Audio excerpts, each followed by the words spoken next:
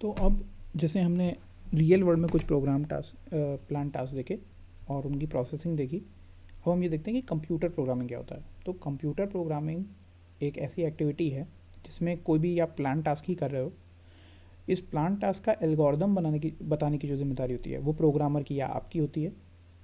आपको जो है कुछ वर्ड्स मिले होते हैं प्रोग्रामिंग लैंग्वेज जिसमें आप काम कर रहे हो, और उनके टर्म्स में आपको एल्गोरिदम बताना होता है।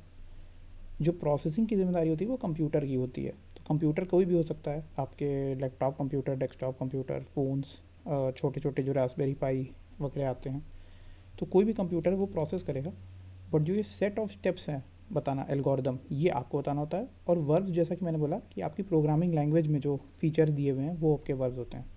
तो आपको कोई भी प्लान टास्क उठाना है और अपनी प्रोग्रामिंग लैंग्वेज में जो भी वर्ब्स है उनका आपको अभ्यास करना, आपको समझना है कि क्या है। फिर उस प्लान टास्क का एल्गोरिदम आप प्रोग्रामिंग लैंग्वेज के वर्ब्स में लिखेंगे और फिर कंप्यूटर उसको प्रोसेस कर देगा। तो जैसे अब इसके बाद कुछ चीज़ें जो आप समझ सकते हो कि आपको कंप्यूटर प्रोग्रामिंग से वही टास्क कर सकते हो जो कि आपकी प्रोग्रामिंग लैंग्वेजेस में जिनके लिए वर्ब्स उपलब्ध हैं। अब अगर आपके पास जो प्रोग्रामिंग लैंग्वेज है उसमें ऐसा नहीं है कि आप कंप्यूटर को पेड़ पे चढ़ने को बोल सको, तो आप ये नहीं कर पाओगे।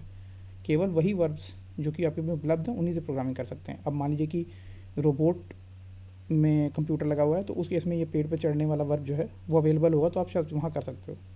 बट एक लिमिटेशन ये है कि आपके पास जो वर्ब्स अवेलेबल है उन्हीं के टर्म्स में कोई एल्गोरिदम डिफाइन किया जा सकते हैं। तो अब हम इस प्रोग्रामिंग कोर्स के बारे में थोड़ा सा समझेंगे कि हम यहाँ पे एक लोगो नाम की प्रोग्रामिंग लैंग्वेज यूज़ करेंगे, जो कि मैं पहले बता चुका हूँ।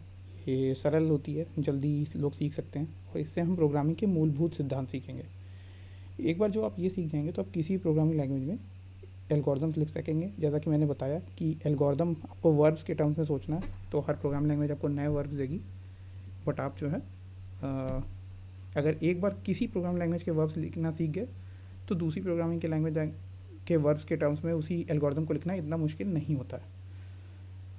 इसके बाद आगे कोर्सेज में हम पाइथन या कोई और ऐसी लैंग्वेजेस सीखेंगे जिससे ज़्यादा रियल वर्ल्ड में यूज़ होता है। बट सबसे पहले बेसिक समझने के लिए लोगों का प्रयोग करेंगे। अब इसके बाद जो अगला वीडियो होगा उसमें हम आपको अपने कंप्यूटर पर लोगो इंस्टॉल करना बताएंगे, ताकि आप इसको इंस्टॉल कर पाएँ। और उसके बाद हम एक्चुअली प्रैक्टिकल करके देखेंगे। थ्योरेटिकल से ज़्यादा अच्छा होता है कि प्रैक्टिकली काम करके देखा जाए।